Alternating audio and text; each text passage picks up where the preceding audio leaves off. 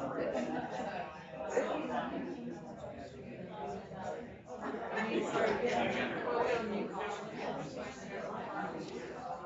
I'm sorry, this is a work session, so we're not taking any action.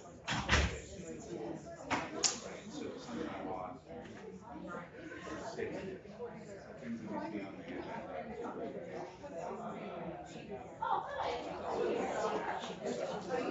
This would actually gathering. So technically,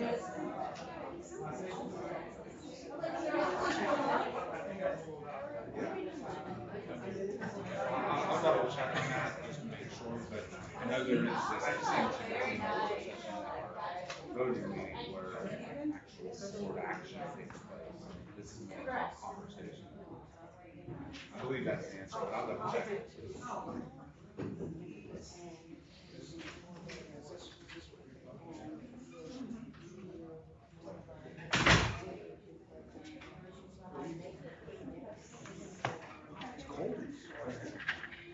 Alex, he's playing off the field.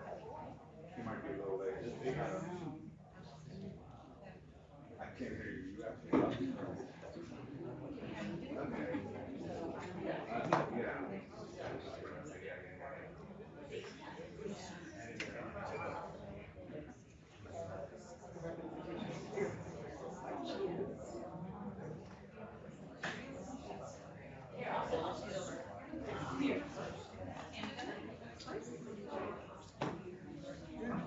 I don't even know who I voted for. I'm a homeschool mom, so you have to handle it just how I want it.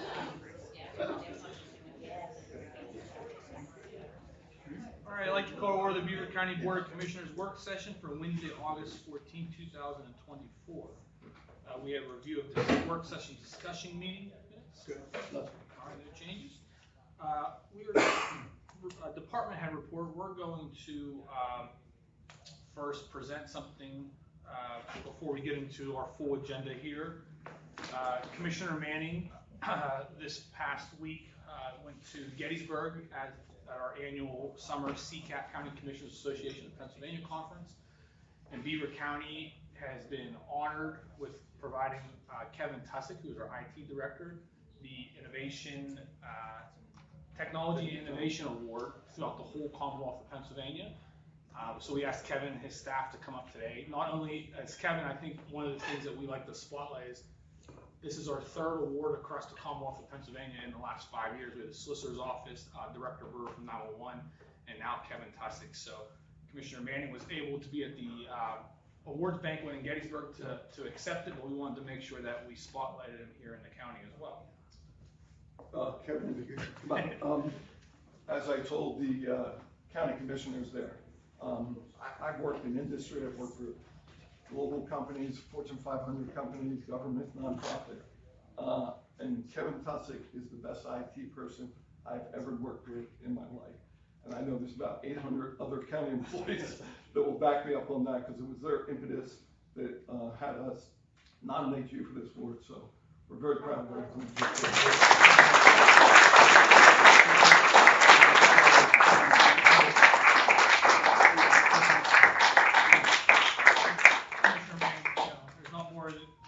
Say what Commissioner Manning said, but not only does he help our office out, but our entire county from EMS to 911 to the courts, every elected official, every employee. I'm all sure our cybersecurity, everything. So congratulations, Kevin. Thank you. Well deserved. I do want to say thank you to Dana, the HR department, and I did find out that even my staff was integral in nominating me for the award, so I do appreciate that very much. Thank you. Thank you.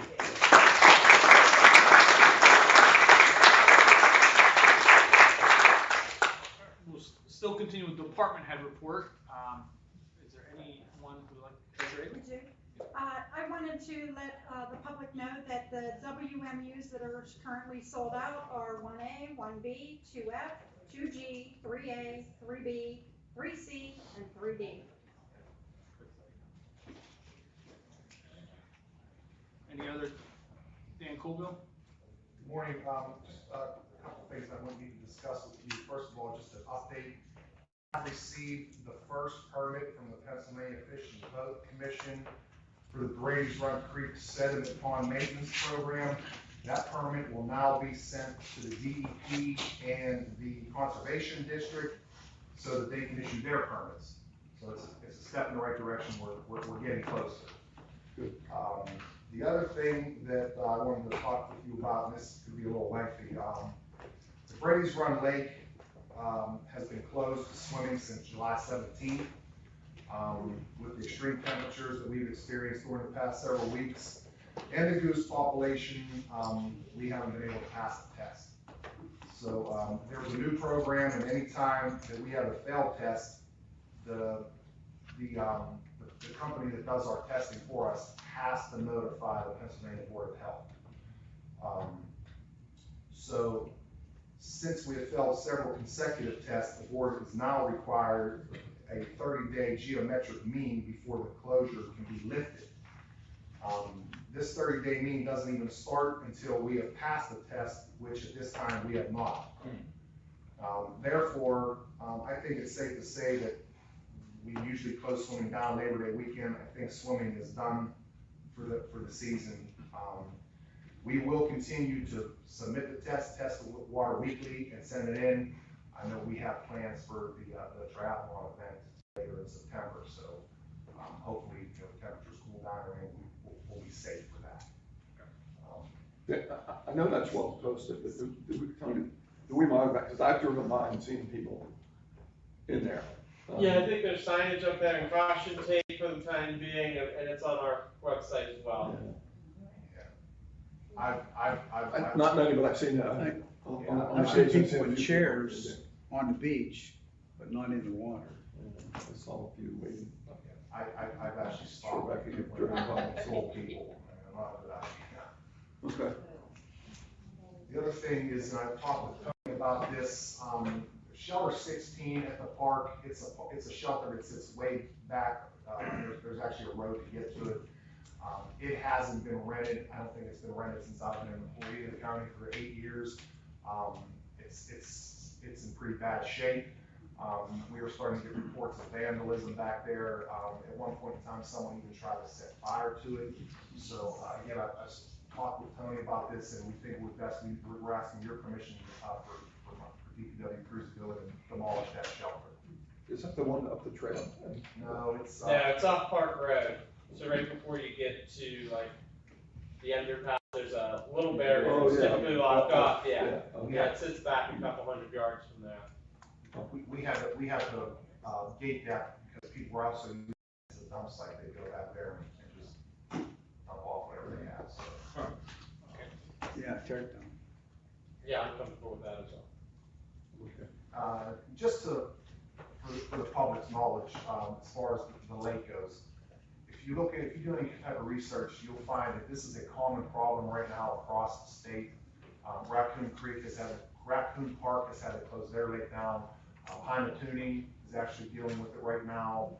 And also, I mean, there's been times that Prescott State Park and Lake Erie have had to close their beaches down just because of the high temperatures, and it's common right now. So, last thing, we opened bids 2 weeks ago for the Victory House. We had to bid that out twice. The first time there were no bids. This last time we got one bid. I believe there is $100,000 budgeted for that project, and it came in about approximately $80,000 over budget. So, kind of looking kind of direction you want us to go with this. Brenda's here. She might have something she wants to add. I don't know if this is the time that she can speak or if she wants to speak later, but Brenda, do you have anything? I really don't have anything to add except that it's, with all of the heavy winds, it's getting worse. So that's all I can really say. Heavy winds and the high rain, heavy rain. So the county budget, excuse me, $100,000 for the, Brenda got a grant for $100,000. The county so far, they've budgeted the money to pay for the architect engineering firm to do the study and put the work out. okay. So we still need 80,000, is that what you're saying, Yeah. to fund it? That's my understanding. When does the grant You have to talked be to used? Corey about it? I have to spend the money by December 31st. Okay. Have you talked to I Corey? have not talked to Cory about this. I wanted to talk to you first to see where you were at with it.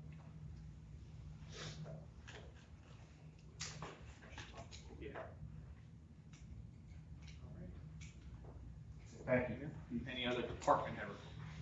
Director Happy to Brewer? report that our hazmat team received an award, not a grant, because it's money, from contract. We were only one of two in the country, us in Clarksville, Tennessee, so it'll go towards getting equipment, additional equipment, stuff we don't have for our hazardous materials response team. Thank you. Any other department? Just a couple of events upcoming this weekend. Friday night is our Friday night flea, August 4 to 8 in the Ice Arena parking lot. Saturday, we are hosts to the Heathens Car Club Car Cruise, our second annual, from 12 to 6 p.m. in the Ice Arena parking lot. And then also want to make people aware, on Monday, we partnered with Monaca CDC and brought Flotsam River Circus down. They're a traveling circus. They pick a river each year, and this year it's the Ohio River. They got shows Saturday and Sunday in Pittsburgh. We're going to float down Monday to Monaca and we're having a performance at 6 o'clock at the Riverfront Park. Okay. I met yesterday with the Beaver County Conservation District, the Ag Land Preservation Board, and some other interested groups to discuss a little bit about the Farm City banquet. I know Commissioner Manning had spoken with Jeff about that. We had a brainstorming session, and we're hopeful that maybe there's an organization who will accept that as the lead. Some of the ideas that were explored, and I just talked to Tony a little bit about it, is maybe expanding it to more of like a fall festival as more of a county type driven event to feature the bountiful harvest of Beaver County's ag producers. So that might be some idea that they'll approach you gentlemen with in the future. And perhaps using some county facilities to facilitate that, like a September, October thing. Yeah, typically it's been Big Nog, who's hosted that. We usually attend that, and the Conservation District, I mean, that's not a core mission Right. there, so we've had a lot of board conversation around. And they're gonna approach the Grange, that was sort of where we left it, and there's some other folks who are naturally interested in it, maybe expanding it or maybe evolving it into something that's more of a fall type, event for the county. I like that. Yeah, so those were some of the ideas that were thrown. We received 2 bids for the refuse contract. There are some things we need to discuss with Garen, we're gonna try to do that next week to get that There's a finalized. Substantial difference. Yeah. isn't there? Yeah, I can't make the Somebody can math do add the up. math, right, yeah. So we're gonna review that maybe next week, when Karen has the opportunity and see what our, see what needs to be done with that. We might need to get a bit clarification and see if he meant that as a monthly cost. I'm not sure. That's what I'm wondering. The only thing I could think of. Go to about 72,000, it would be closer to what the original, yeah. It would be closer to that.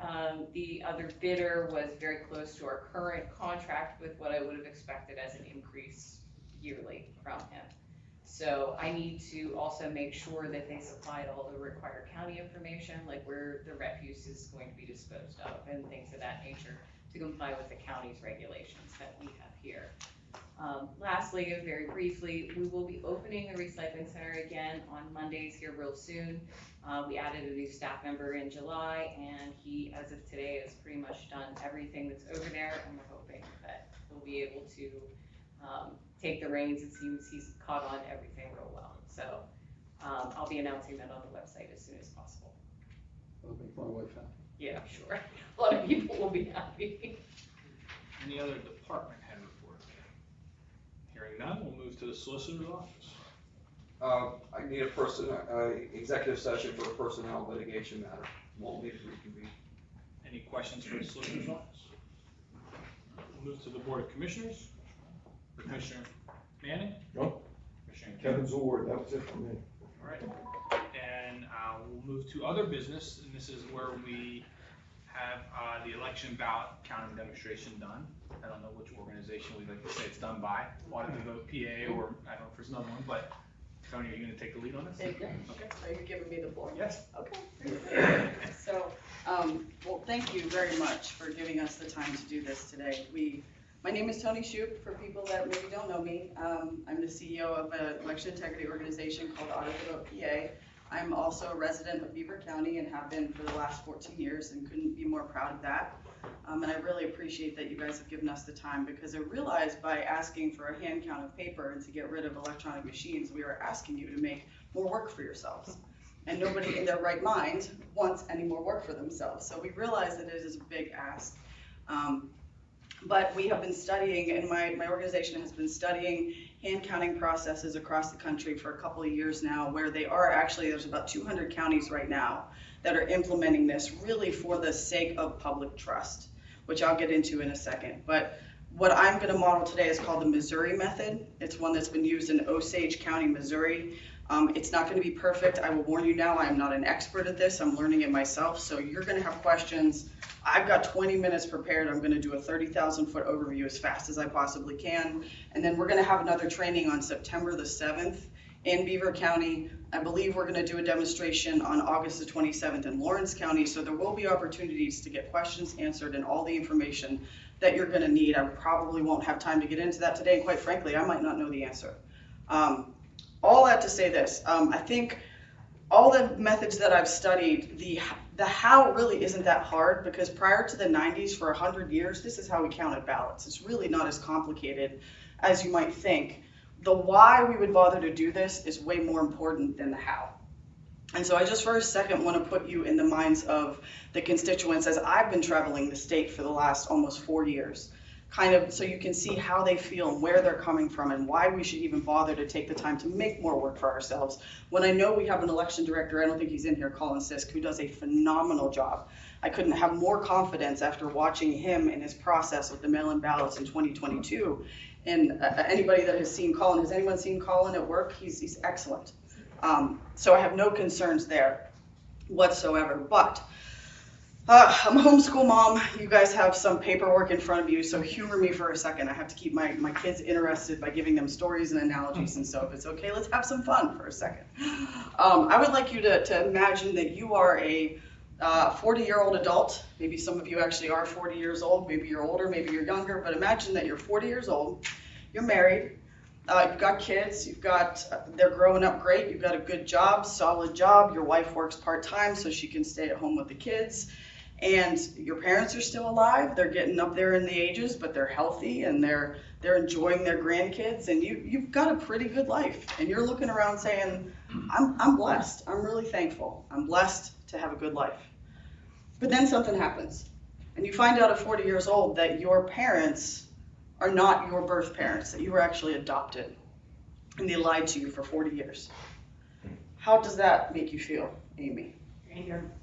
Angry. What do you think? Betrayed. Betrayed. I asked a lady the other night, she said I would be thankful. I thought, well, that's not the answer I was looking for. Commissioner Amadio, how would you feel? Confused? Confused, yeah. Confused. To say the least.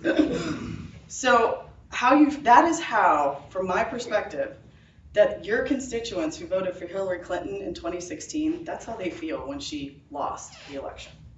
And that's how your constituents feel who voted for Donald Trump in 2020 feel after he lost the election. And that's the real problem. So what do you do? Let's go back to the analogy of the adoption. What do? You probably start looking for your birth parents. There's things like Ancestry DNA and all this cool stuff now that it wouldn't be that hard to track down probably. And let's just say that you find them and you meet with them and they seem like great people. You actually kind of like them. But something isn't sitting right. They don't physically look anything like you, not in any way. In fact, you feel like physically more your adoptive parents than your birth parents, or the people that are saying they're your birth parents. So that's a little off. And then the story that they tell you of why they gave you up for adoption does not match what your adoptive parents have told you about why they were able to get you and have the blessing to raise you. And so now you're really feeling like, all right, I don't know who's telling the truth. I don't know who's lying. This is a mess. That's the situation that our public is in right now when it comes to the faith and trust and the security of our elections. As you can see from this article, this was taken from an ABC News article on January 6th of 2022 that says only 20% of the public says is confident in the country's elections. And so that's the real problem that we're dealing with. But in that case, if we're going back to that analogy, there is a solution. What is the solution? Somebody out there that DNA test. a DNA test, a paternity test. I asked my 13-year-old daughter this last night because I was running through it to see if this makes sense, and she was like, I have no idea, Mom. I go, oh, okay, we have to have another conversation about that.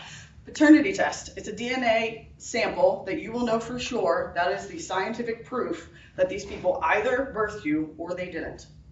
A hand count of the paper ballots is our paternity test for our election system. It is a way to remove the mystery that exists right now when we go to the polling place and cast our ballot and scan it into an electronic tabulator. There is software on the inside of that tabulator that is programmed to read the ballot the way that, however the programmer chooses. And there's multiple ways that that can go wrong, and it doesn't always have to be nefarious. And so as good as Colin Sisk is, and as much as I do have faith and trust in him, we can't see. The concern are the things we can't see. And so by scanning the ballot into the tabulator, we have no way to know that it awarded the candidate that we intended as a voter or to award without actually hand counting the paper. And so that's just to give you some perspective. That's why we are pushing for this, and we're asking you to briefly make some more work for yourself by entertaining the idea. And I do appreciate that you guys did this today. My slides would work. Of course not, because that would be too easy. Okay. But, and then I hear this too, Beaver County is fine, and again, I agree, Colin Sisk is doing a wonderful job, but it's not necessarily about whether or not Beaver County is fine, it's the public perception of Beaver County. And when we initially launched our petition for a forensic audit the vote did in February of 2021 with absolutely no clue. In fact, if you had told me that I was gonna have to stand here in front of my county commissioners and present this, I would have went running for the hills because I'm just a normal, average, everyday citizen, just like all of you that are out there. But at any rate, within 6 months, we had 120,000 signatures on the petition. Most of those were Pennsylvania. And as I pulled them out, 1,200 signatures on that original petition were people from Beaver County. So that tells me people here are concerned. And then 2 years ago, we tried to run a petition to get a ballot initiative so that the voters could decide if they wanted to continue. You could put a question on the ballot. The voters can decide, do we want to continue with electronic voting or do we want to go back to hand counting? And we got about 1,000 signatures in 3 weeks from circulating that petition. So that just tells me that it is an issue. People are concerned. I'm not saying that we're doing anything wrong, but the public is concerned. As if we don't need any more reasons, this was taken from Axios on Saturday night. I screenshotted this. Election 2024 cyber chaos is kicking in. Public opinion, I don't know where you guys stand, but people I talk to have no clue what November is going to hold. There's all kinds of crazy stuff out there saying, oh, Chinese are going to hack us, the grid's going to go down, we're not going to have power, we're not going to have an election, all of this stuff. I don't know if any of that's true, but I think it makes sense to put measures in place, at least have people trained for a hand counting method in the event it does, so that we can still have an election. I've become a student of history over the last 4 years and found out the Civil War. But I would think in the middle of the Civil War that they would have, like, bullets flying. Maybe we don't need to go to the polls and vote, but they did. They voted anyway.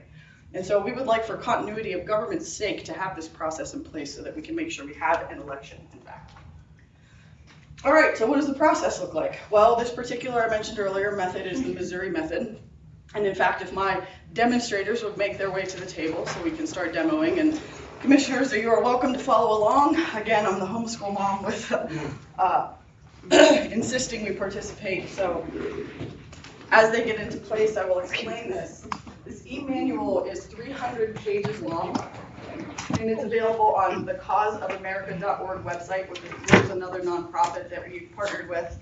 Again, I've studied methods from South Dakota. There's one in Gillespie County, Texas that they just did for the primary. So this is happening all across the country. And I can't tell you that this method, word for word, will work for Pennsylvania. It's just a method that we, as the concerned citizens, coming alongside the commissioners and Colin, need to work together to figure out how can it work for Pennsylvania. And that's what I'm going to run through the process. But just know that this is a resource out there. If you go to causeofamerica.org, you can get more questions answered and probably bring up some more too. Okay, one of the concerns people have about hand counting paper ballots is they're saying it's so much faster and easier to do machines, but the Missouri method has figured out and proven that with a counting team of 4 people, and again, this gives us the transparency that the machines do not. And so what's sitting, my demonstrators over there, Amy and Barb are going to be the callers, They have the fake ballots that I have made up, and I did do a write-in that says Mickey Mouse, by the way, because I've watched the polls, and then people do write in Mickey Mouse, believe it or not. You guys are a tough crowd. Okay. Somebody chuckle, please. It calms me down. So I've made some fake ballots over there. Amy is the caller and Barbara's the watcher. So what Barbara's making sure is what Amy is calling out that was written on the ballot is in fact how it's going to get recorded across the table by what we're calling the dabbers, and that is Glenn and Carmen. And Barb is for check and balance. So this is what we don't have right now. When you scan it into a tabulator, there's no way to know that. And this kind of opens the process up, fully transparent, no questions.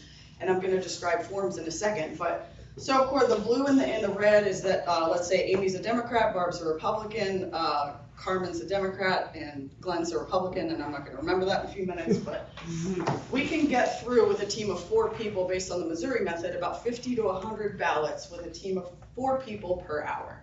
And so we have some idea, and this is with about 7 to 11 races on any given ballot. So we have some idea of how to gauge that. And the reason that's important is because then we can scale it. So I think Beaver County, I know we have 129 precincts. I think we have roughly 1,000 voters per precinct, some a little bit more. I don't think there's a precinct with more than 1,500 voters. I could be wrong, but I don't think so. Some precincts have way less. But the whole point of that is that we can scale this, and that's what this is all about. Nope, I just went backwards. Okay, so in front of you, now we're gonna go through, again, very quickly, there's way more to this than what I'm gonna show, but this is in the 20 minutes I've got. And I've given the commissioners a copy of the 4 forms that we're gonna go through, what they're for and how they work and how they will provide a chain of custody in this whole process so that when it's all said and done, we'll be able to track, if you needed to, an auditable trail of who actually counted every single ballot. And again, that's something that we don't have right now. So this ballots tally sheet, you'll notice Group A at the top. This is all to maintain chain of custody. That Group A will be followed in the 4 forms that we're going to go through. The demo for today, we're only going to pretend that we're doing the presidential race. The columns you see at the top, numbered 1 through 25, each column represents a different candidate on the ballot. So if you're starting at the presidential race, and what you guys have in front of you is a ballot tally practice sheet that looks like this, which if I would have thought ahead, I would have given all of you one and we could have all participated together. Yay. Can you tell them a homeschool mom? So this is what they're gonna practice on. We're gonna go through just the presidential race, but it translates into this. And if you were to count the entire ballot, every column just continues and goes down the line. So 6, in our case, we're gonna have a senator. So column 6 would probably be maybe David McCormick, column 7 would be Bob Casey, and column 8 would be the write-in, and so on and so forth. And if you have more than 25 candidates on a given ballot, you simply go to a second sheet that is also Group A, until all these little bubbles are going to represent the votes. So every column has 100 bubbles, and you're dabbing. Our process of recording is we call dabbing, and you're going left to right, 1, 2, 3, 4, 5, 6, 7, 8. The first candidate to get to 100 bubbles filled in lets you know you need to go to the next sheet that also has Group A on it. So just to give you some further perspective. But so if we don't mind, let's get into our demonstration. If you guys want to follow along, what Amy is going to call out, she's going to call out the number. So all you're listening to as the dabbers, and I even gave you fun, colorful markers. All you're going to listen for is the number, and then she's also going to call the name of the candidate and the office they're running for.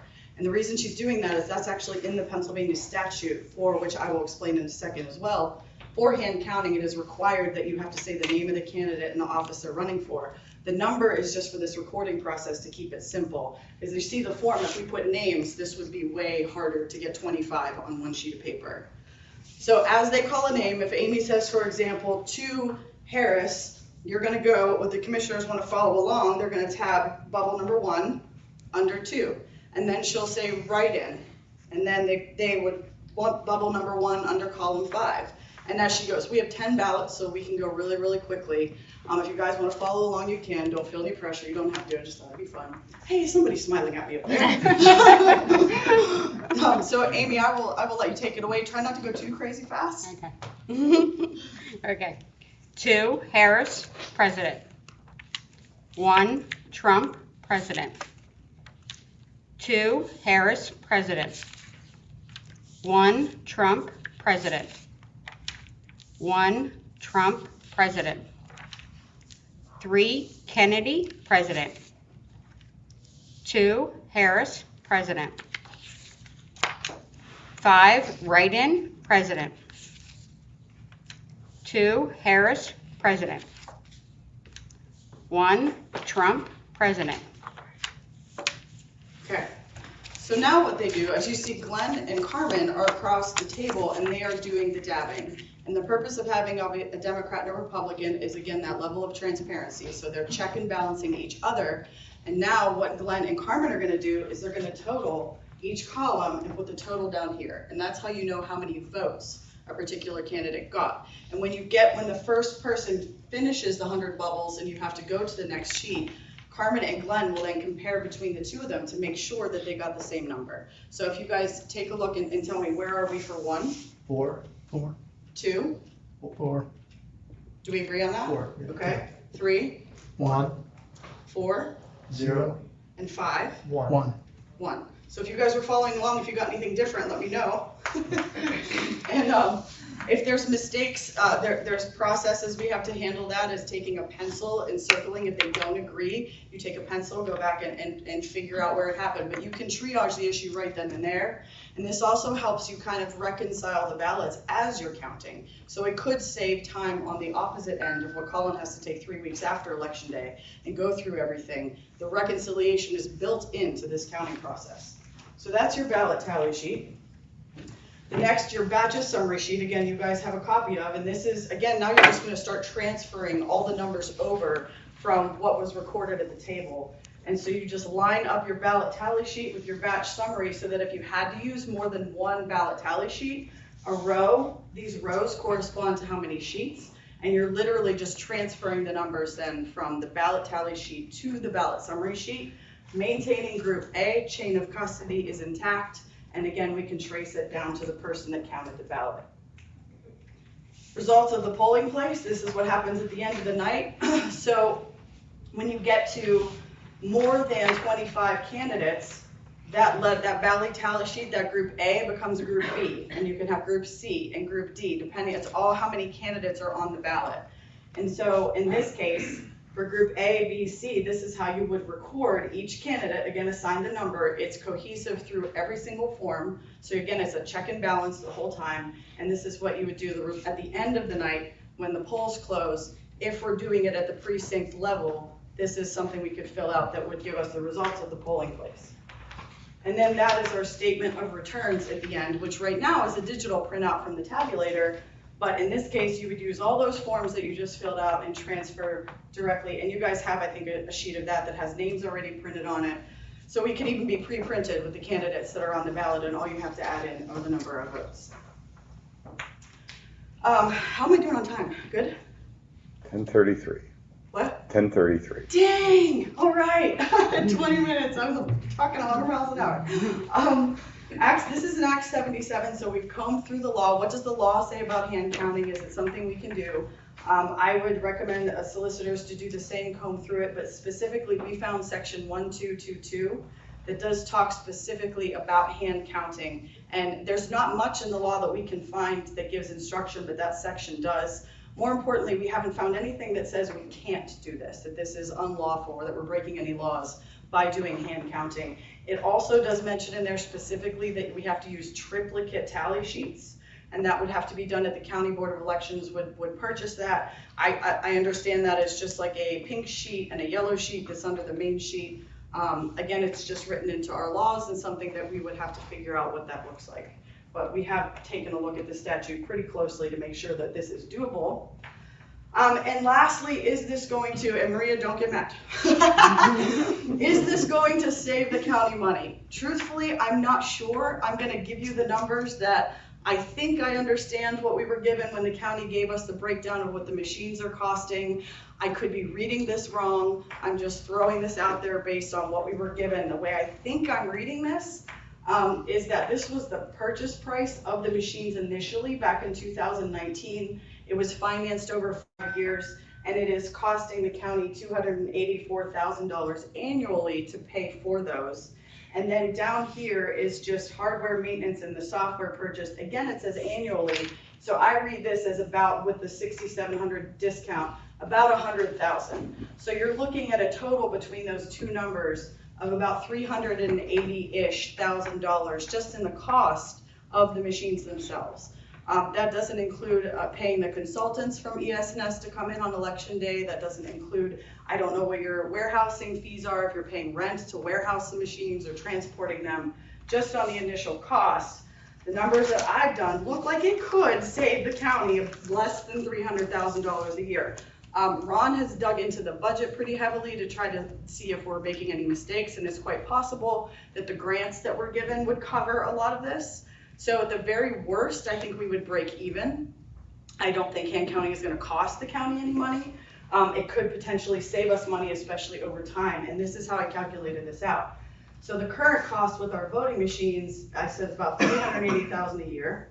We are currently paying, I believe, 5 poll workers per precinct, or in a perfect world, we're paying 5. If we can find the 5 poll workers per precinct, and I do recognize that that would be the challenge to this, is finding the people to actually work the polls. We recognize that that is a challenge we're gonna have to work through. But with 129 precincts, if you're paying them $15 an hour, which I think is a little more than what we are paying them, times a 13-hour day, because election days are about that long, and we have 2 elections every year, just in labor, it's costing about $252,000. So if you add the machines and the labor, we're at $632,000. So let's just say what we're suggesting, recommending, and asking for is that we do proof of concept for this upcoming election with just the presidential race to reassure the public that everything is fine, and potentially eliminate the machines and transition to this hand counting method before 2025. And if we do that, this is what it will look like. With the Missouri method, you need 7 people at the polling location to be able to count ballots at the polling location. I also realize with the mail-ins and the centralized tabulation, that will complicate things. There will be more to it than this. This is just the most simplistic format possible. Again, 129 precincts, we're adding 2 poll workers at $15 an hour for a 13-hour day and 2 elections. Our labor cost is $352,000. So our labor cost is going up about $100,000, but without the cost of the machines, in this particular instance, we would be saving $352,000 a year. And again, this is the way I'm reading the numbers. I could be doing it wrong. There's maybe more nuances and more stuff to this that I'm not quite clear on, but I think that's actually the end. The estimated cost savings, that's where I'm getting, so just so you know where it's coming from, that's where I got those numbers from. So if you would decide to not purchase new machines, I believe they have a 5-year life. It sounds like they're coming to the end potentially of their life cycle, and you're going to have to purchase new ones, perhaps. We could, just extrapolate that out over the next 5 years. If this is in fact accurate, we could save the county maybe $1 million over the next 5 years. Again, I know there's challenges. It's not a perfect plan. We're gonna have a lot of stuff to figure out, and we're asking you to make more work for yourselves, which we realize is insane. But I think I've made my case. I don't wanna belabor the point. If you have any questions, hopefully I can answer them. And if not, I'm done, and we would love to see everybody here on September 7th. We'll get you the details. We're gonna do a full day's training starting at 11 a.m. to 4 p.m. and we'll get into the nitty gritty and cover everything. And my counterpart, Karen Taylor, who is the expert on this because she works for Cause of America and she's been studying this stuff longer than I have, she will be the one doing the training, and she'll have more answers than I will. Probably still not all of them, because none of us know it all, but we're just average everyday citizens trying to do our duty and restore the public trust in the outcome of our elections. So thank you guys very much. Thank you.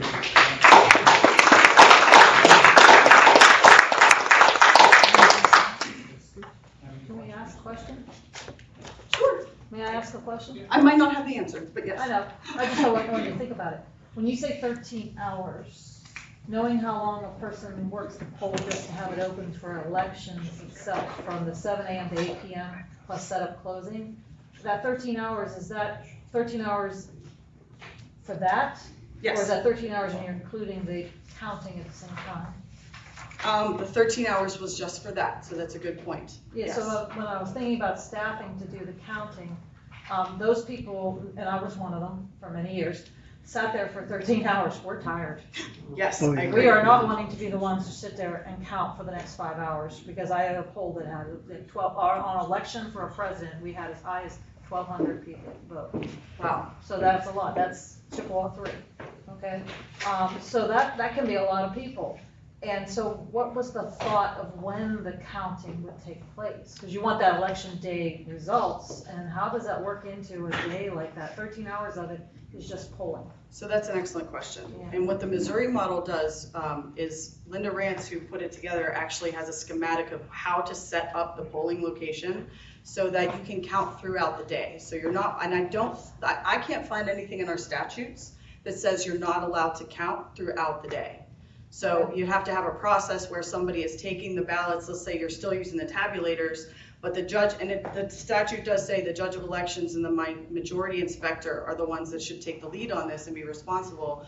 But on some level of a certain number of hours going and getting the ballots out and then having a counting station, that's what the 2 extra people are for. So ideally you're counting throughout the day.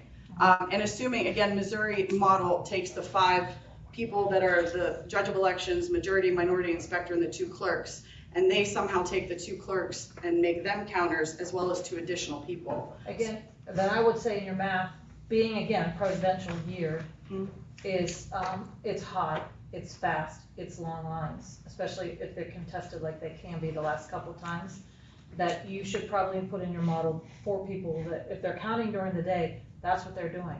Because I can tell you, we had a staff of 6 and we were busy. We weren't twiddling our thumbs. We weren't getting lunch breaks. We were eating at the table. We were busy. So maybe your model should have 9. Okay. If at a model, and not just 2 extra. And this is the stuff we need to know, because I don't know what this looked like back in. I would love to talk to somebody who's done it and can walk us through what did it look like, and what should we change, what should we fix, and how do we make this feasible? So thank you, appreciate it. Yes, ma'am. So where does this team sit at the poll? It would be different on every polling location because every polling place looks different. So Linda has a schematic of how she recommends it is set up, but I can't tell you this is how to do it everywhere because some are very big and some are very small, and that's something that one of the challenges that we would have to work through and figure out. Because it's vocal, you're gonna be yelling out candidates' names. That might be something that needs to be in a back room. According to the law, you don't want it in the back room. You want it open and in front, again, in that Act 77-1222. And there's also something in there, we may have to separate the counters and the dabbers a certain bit because the people touching the ballots are not to have any type of marking, no pen, no pencil, no marker. They're not allowed to have anything with a certain vicinity of the ballot. And so we'll have to take that into consideration too. I think doing it in the back room kind of defeats the purpose of the transparency. The idea is to have it out in the open. You have the team of 4 that I mean, They're checking each other. but me voting, standing there voting, and I'm hearing Trump, Harris, that may conflict with voters voting. Good point. Yes. So a quick question, how do you keep the integrity of, so I know in our, every polling location, it's supposed to be split, 2 Republican, 2 Democrat, or I believe that's a 2 and 2, but there's been many times, many years in a row, we've gone to our polling location, and I know my neighbors, I know people, I know that there's 3 Democrats and 1 Republican, or 4 Democrats. And I'm like, where's the Republicans? We couldn't get anyone to volunteer. I know for a fact that that's not accurate because my wife and I lived here coming up on 11 years, and we've been heavily involved in the polling process for the past 30 years. And every year, we volunteer, and we've never once been called. We've even gone to here to say, hey, we really want to be, and not once have we been called for our polling place. Now, we volunteered and gone to, like, as a poll watcher in 2020. But at our own precinct, at our own location, in downtown Monaca, we've never been called. And I personally have an issue with that because, not that I don't trust them, but what about the integrity of what it's by law? There has to be 2 and 2, not 3 and 1, not 4 and 0. And then we couldn't find anyone, so I'm acting as a Republican today. No, because you could be acting as, you could identify as a Republican today, but you're not in your heart. So how do we combat that? Well, I would say that that's a perfect time to raise that with the commissioners, because it's them in the election office that would work with that. But, and I'm not saying what you're saying is invalid, it is, but from my vantage point, it is not easy to get people to volunteer to be poll watchers or poll workers. And so sometimes I get why they have to do that, because it's just, if you don't have the people, what do you do? However, that's something I would work again with the commissioners in the election office and voice that just the way you did to me, peacefully, calmly, and let's get this fixed. Yes. I'm not exactly sure what you got when you reference laws of being 2 and 2. I mean, if you mean the model 2 and 2, but when it comes to the poll workers, the judge and the 2 inspectors are elected. They can run Republican, Democrat. It's what your area votes. I was the one Republican amongst all the Democrats in my particular poll. But then the clerks are the ones that are can volunteer and can be staffed by either the elections or by the actual judges can choose in their own polls who they would want to pick from. And it's, there's a lot of people that hold on to those positions forever. But there's never been a designation that I can see that you had to have an equal number in that poll. It's in the statute, they're supposed to be. Yeah, well, it's run by election to get the leadership, and if you don't get the person on the ballot, then you get what you get. Exactly. Yeah.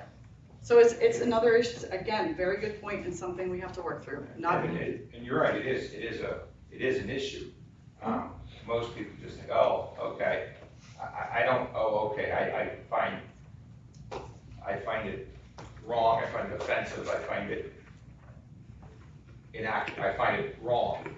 Because again, not that I don't trust them, right, but I don't, anyways. I get it. Yeah. I just, one last point for you, I would say Beaver County, you have no idea how blessed we are to have Colin. And I'm not saying this to blow smoke up anybody's butt, but I watched them count in Allegheny County, the mail-in ballots last time, and I almost got escorted out because I just wanted to watch them transfer when they were adjudicating ballots. Something gets kicked out of the machine and they have to recreate it. I just wanted to stand and watch when they were recreating that ballot. Just not thinking anything nefarious is going on, but the young lady that was doing it had been there for 8 hours. I would want somebody watching to make sure I didn't make a mistake. Sure. They would not let me get anywhere near her so that I could see what was going on. Whereas Colin makes a point to say, Democrat, Republican, hover, and he invites you to hover over him as he's doing it. And so we have a lot to be thankful for. There's stuff to work towards, but thankfully we do have some good people that are, yes. You brought up mail-in ballots. How does this affect any county with mail-in ballots? Excellent question. That's a whole separate thing we'll have to figure out. It's centralized count. If they're willing to let us do that, that's probably going to be our biggest challenge, because I know there's not a whole lot of room there, and I'm not sure how we would make that work. In my world, I think the mail-in ballots have to go back to the precincts to be counted, but there's some scuttlebutt of whether or not we're allowed to do that. Does Act 77 allow us to do that? Does it not allow us to do that? There's a lot of discrepancy on that, so that we'd have to get to the bottom of that first. I think the county commissioners have the authority to make that decision, but they may not feel that way, their solicitor may not feel that way, and so that's another battle that we're gonna have to wage moving forward. Sure. Yes. You referenced the ABC poll that 20% people don't have faith in the elections. Is there any polling data that says if we go to all hand balloting, what that faith in elections would be? And of those, I guess, polling, how many have intimate details of what actually a county does for elections? Because previously, to me, working for elections, I was a voter every single time, but still seeing it fully intimate, I would have not been fully educated on that. So I think that data may be skewed. And if we were going to all hand ballots and hand count, what would that faithfulness percent be? That is a great question. I don't know the answer. Because I think it's tough for the commissioners if it bumps it up 10%, so 30% people have faith. It's still a very difficult decision to spend potentially more money for that process. Don't disagree. Yes, ma'am. And then. And you guys can stop this at any time. Yeah, I think if we have 5 more minutes, and then, because we have to continue on with the meeting, we have some things to do afterwards. If you still want to continue to have this discussion out here, this room will still be available even after we conclude the meeting, but we can go 5 more minutes and then we have to move forward. Perfect. And what happens when your mail-in ballots never come? and they come 4 weeks after the election. And the only reason personal story, husband in chemo, fallen on election day, we wanted to vote, got the mail-in ballots. They didn't come. Up here at the hospital, we came down afterwards, we had time. I said, let's just go vote here. You can't vote here. You can't vote here. We already mailed you a ballot. Well, we didn't get any ballots. You can't vote. You can't vote. You can't vote. You can't vote. You can't vote. Was this just this past election? Yes. Because I know that Colin was driving around personally himself to try to correct that issue because there were folks in that situation. And to what I've heard on the ground is that he was making house calls to try to fix that. And we asked our mail lady, and she didn't deliver one mail-in ballot, South Beaver. And then there's that. So of course you don't trust the system, because it was a presidential election, but, and you just never know. You just never know. It was not. Well, like the gentleman back there pointed out, there's a lot of points that people don't trust, and we can't attack them all at one time. No, and we are very fortunate to be in Beaver County, particularly Allegheny County, where my daughter in the 2020 election was not even permitted to scan her ballot. They took it. They took everybody's ballots. Honey, we're just gonna take them to the north side, and we'll scan them all for you. Are you kidding me? Are you kidding? You know what I see as a problem, I think, with concerned citizens is they get all fired up at one point and they bring it and they don't follow up. That's a fact. I think that, and these guys have a job to do, and I'm not defending them, but this is just a reality. They have a job to do, and if you don't continue to follow up, they're not gonna come to you. So we as citizens have to get better at following up and sticking with it to get those questions answered. Yeah. Yes. We have an early voting period, but it actually closes before the election. So at that point, all you can do is bring in your mail-in ballot. And that's why you weren't able to vote on that particular day. You could have went to your poll. But it was before the election. Well, you gotta look at your dates. We have early voting period and then it closes. It's about a week before the election poll. It was So before the that's where election. you were in the window. That's why they couldn't let you vote in person. Otherwise, It was not election day that we came down here. it's about a week before. Check your dates. That's all. Check the dates for this. They were all on the law. You guys will be the last two, if that's okay? Jess had Is her there a hand way up to first. do like a sample? I mean, instead of doing all of them, trying to do this all at once. The county does a 2% 2%, at the end of the Maybe. election. starting A off 2% with hand count. That's 1% more than the people in Beaver County don't believe the ballot. I just know during the last election when we went to look at a sample. The petition signed, there was 1,200 people, that's only 1% of the registered, the ballots cast in 2020. Fair. So, 1% more, I'm not saying it's gonna be pleased, there's a 2% that's done. That is fair. Yes, Joel.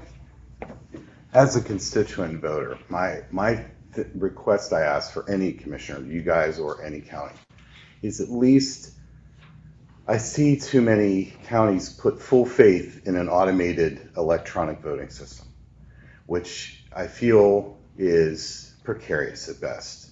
We've seen in history how coding can be compromised, security can be compromised, automated machines can be compromised. Look at all the wrecks, look at all the tragedies that happen. Trains derail. Why? Automated system. There wasn't a person necessarily controlling the wheel. I feel, of all things, voting for a president, there should be countermeasures. There should be like, oh, if we want to use electronic voting to maybe speed up the process, maybe, but I feel in tandem with that, there should be human intervention to make sure. Because when in history we've seen when we put our full faith in the automation of something, disasters can happen. And it can affect the president of the United States. It can affect the leadership of the system. And is it always in our best interest that maybe the code isn't right? Maybe the security measures aren't right. So, I mean, how ironic, this company that makes the machines is called Dominion. If that doesn't sound ominous enough, it's like, why not just call it Satan, for crying out loud? So, My thing is for any of the naysayers that feel that we shouldn't be doing this, it's like, you have to realize humans make the code that goes into the machine. I'm an IT guy. I know this. You can make mistakes, code errors, coding can be mistakes, and you have to have something to counterbalance it.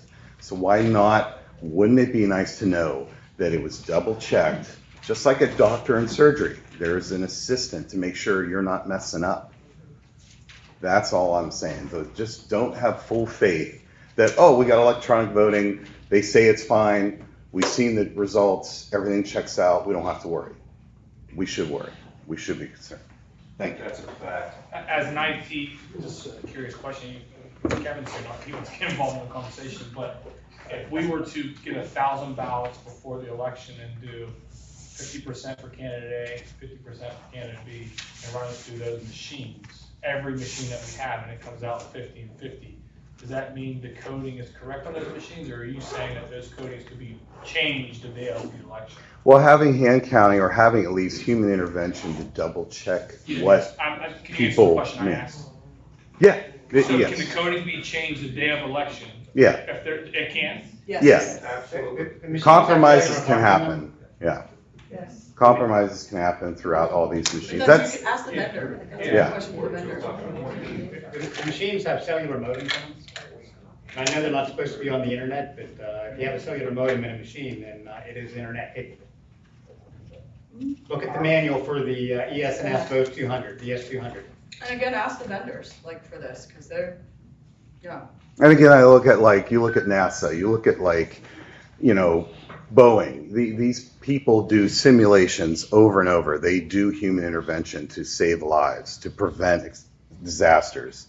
You look at surgeons, they have a backup. Why is it that for deciding the leadership of the free world and guiding the ship of the entire country, oh, a machine could do it, it's fine. We don't need to have a backup or another person or whatever. Every other system in our society has checks and balances and backups and a way of intervening and seeing to make sure it's okay, except for voting for the United States. With all due respect, that's what a 2% audit is. It's a hand count at 2%. It's not 100%, but it's at 2%. Just saying. That's the risk limiting audit, yes, yes. Just a follow-up to Tony's question to ask the vendor, rather than, I can't remember, how are they doing? Ask them what they have in place to assure that the machine cannot be changed the day of election. That might be the better question to ask. Well, it can, because they can remote access to troubleshoot if they have But to. again, we want to assure that they cannot, the machines cannot be changed. We don't say remote troubleshooting. How do they do that? You send people in to do that. Yeah, we have individuals that are separated by 5 different areas of the county. That machine will be shut down until somebody physically gets there to do troubleshooting. But when they troubleshoot, could they change the code then? It's our DPW worker, so I doubt it.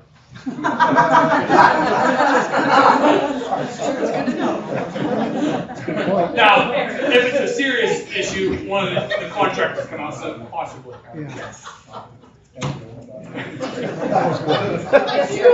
Sorry. Just a real quick comment. And this is not, it's a totally bipartisan comment made both by Democrats and Republicans.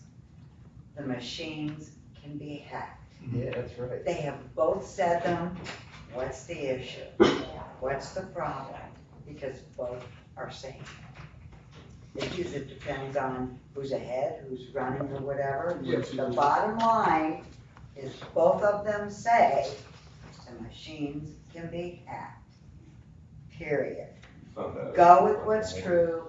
Go with what's real. I know it takes time. I'm a judge of elections as well, and I'm peaked after the day, but I'll tell you something else. This is my country, my vote. I want it right. Right.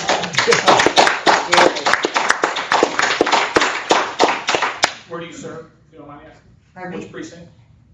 Mercer County, up in, Mercer County. So do you feel as a judge of elections, I'm sorry, you can ask that. Do you feel as a judge of elections, you would be comfortable with a group of people counting ballots while the polls are open? Or do you recommend bringing them back to a central location and having multiple teams open ballot boxes as we do now to scan them? Good question. I Or don't not know, scan, because this is the first time that I've heard this. Okay. And I know in our area, like, we have a really large room. So we could put these people up here. I don't know that they would be hollering out like you were, so. Yeah, we did it in the whole room demonstrating. in here. I mean, I did You're it gonna loud be enough. sitting right across from each Yeah. other, Yeah. you're gonna be saying the name, so. But I agree, if it has to be that loud, that wouldn't work, because that's like electioneering on a kind of on the opposite It only side of has it. to be. But I do believe, because in looking at different models and seeing different, data, that it's not necessarily local, it's out. These machines can be hacked. And I guess the bottom line of it is, there needs to be a team that counts. Because I had questions when I counted. And I don't know, it needs to go paper. It truly, honest to God, does. Well, that's, because- we have paper, but it's just not hand counted. Well, it needs to, you need to get rid of the vehicle to do stuff with it, other than count, transport. You have chain of custody, you've got everything right there. And there's been so many issues with chain of custody. I mean, take it all away. Do what's right. This is Amen. United States of America. Amen. Thank you. Welcome to Thank you, Beaver guys. County. You could add, yes, go Well, ahead. and we have had some governmental agencies with concerns of cyber attacks for the election. Oh, they're starting that already. The Homeland Security, FBI, I think, with several of them. So that's a concern as well. Well, Barb, share with them, as a last point, what you work the polls, share with them what you've experienced as people come into the polls, how they don't want to use them. Yeah, well, that's one of our big concerns, when we talk about like the 20% that don't trust the elections. When we're poll workers, and I know as people come in, or even when we're working the fairs and talking about candidates, they don't trust our elections. And we could do a tally mark, and everyone that's at the table with me, I can't say honestly that probably what you say 2 out of 3 voters that come up and say we don't trust our elections. And our job is you must vote. That's your civic duty for this nation, that you must vote. And as citizens, we're working on cleaning up our process, but we can't just quit, because if we quit, we surrender. And I'm going to follow up on what you said about the machines. Dominion and ESS have taken over 72 nations in this world, not just the United States. So we see Venezuela, we see Brazil. We're next, and that's darn close. So again, we want trust in our elections. We're smart people, right? And we can do it. I mean, we're just asking for a new process. New is always hard. But again, it's up to us to make a difference. So Amen. Thank you for hearing us today. I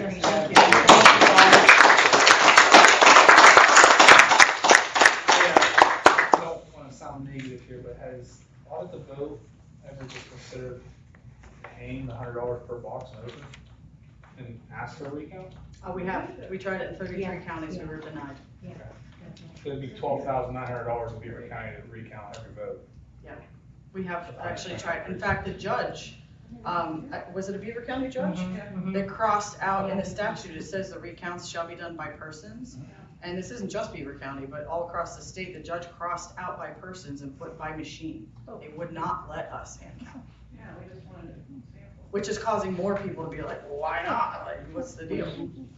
They also deny access to the cast vote record because they claim it's not part of the official record. And in fact, it absolutely is part of the official record. The judge doesn't understand. And whenever you can't gain access to audit the information necessary to prove the accuracy and validity of the process, that also lends itself to not trusting the process. So, and last week in Las Vegas, DEF CON had a voter machine